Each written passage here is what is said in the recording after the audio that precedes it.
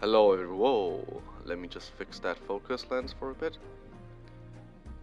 And we're back. Hello everyone. Today we'll be making bulgogi, a traditional Korean soy sauce based beef marinade stir fry. Today we'll be making bulgogi with a quick and easy recipe. So let's get started. First, the ingredients for the marinade. Of course you can't call it bulgogi without soy sauce. I do prefer the dark one.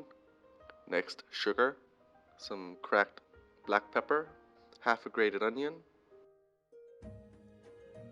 sesame oil. It will provide a nice nutty flavor, and some minced garlic.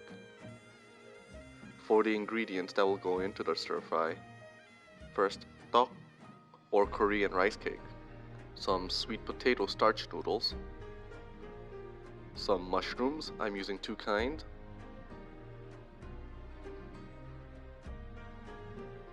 the other half of your onion, some thinly sliced carrots, green onion or scallion, and of course, the beef. I'm using sirloin, thinly sliced, but you can use any part of the cow for your own preference. First, we want to soak the tteok and starch noodles in the water and leave it for about 30 minutes. By soaking the tteok and starch noodles, you're reintroducing moisture into the ingredients, which will help them become more chewy, more delicious, and more fun to eat.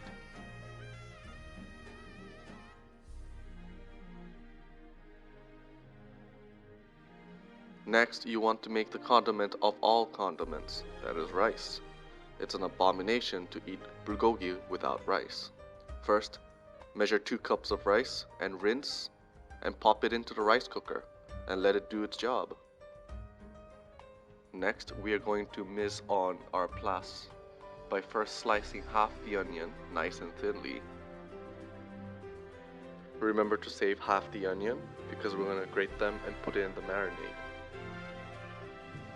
After you finish chopping them up, put them to the side. Do the same thing with your carrots. Be careful not to cut your hands. Julienne your carrots or cut them into matchstick sized pieces. Then thinly slice your green onions or scallions, both the green bits and the white bits. See an extra scene of me sharpening my knife. Always have a sharp knife. Then I'm gonna slice the mushrooms. The first one, just remove the bottom part of the mushrooms and you're good to go. The second one, thinly slice them and put them to the side. Mushrooms are versatile in every dish around the world. After chopping up all the ingredients for your stir fry, leave them to the side as we move along to our next step, which is the first stage of the marinade for the beef. Place your beef into a big mixing bowl. Get a tablespoon out, and we're going to measure 1 tablespoon of sugar. A healthy dose of black pepper. I'm putting a lot because I personally like black pepper. And the aforementioned half a grated onion that you've been saving it at the side. A large tablespoon of minced garlic. And get your hands in there. Make sure you're sanitized, wearing a glove. I'm wearing a plastic glove. And thoroughly mix your ingredients. After you think you mixed your ingredients well, leave them to relax for an additional 30 minutes before adding the rest of the marinade. The enzymes from the onions and the garlic will tenderize the meat, making it more juicy, more tender, and most importantly, more delicious. After your 30 minutes of resting time, take out your tablespoon again and measure a tablespoon of sesame oil, giving it a more nutty flavor.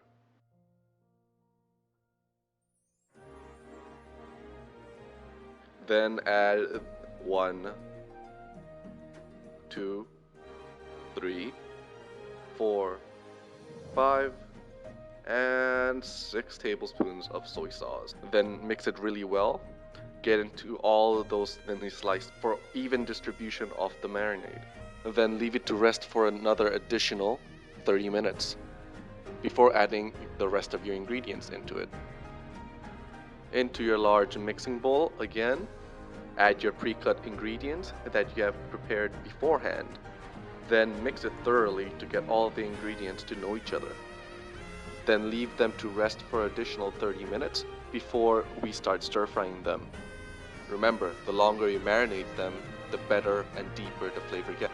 This recipe will stay in your fridge for a week and in your freezer for about 3 months. Now it's time to stir fry. We got our bulgogi mixture ready and the pre-soaked duck and starch noodles. Place a pan on medium-high heat, wait for it to heat up. Then add your bulgogi mixture into the hot pan. Make sure you hear the sizzling noise that the pan makes in contact with the meat. Make sure to keep constantly stirring them so they don't burn. During every minute of the cooking process, make sure to add water bit by bit in order to not burn your mixtures before you eat them. Lastly, add your duck and noodles just before finishing it. Make sure the duck and noodle is evenly distributed in the pan. And there we go.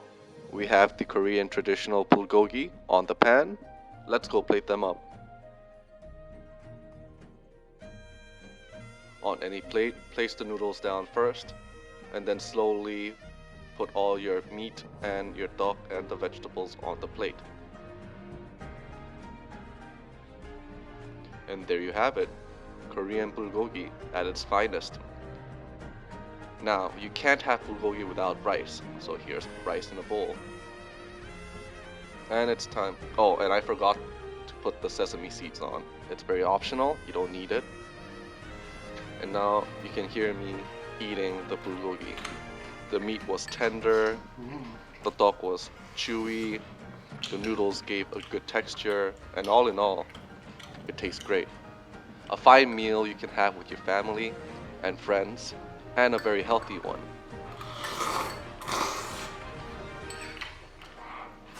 Make sure to try this at home, and thanks for watching.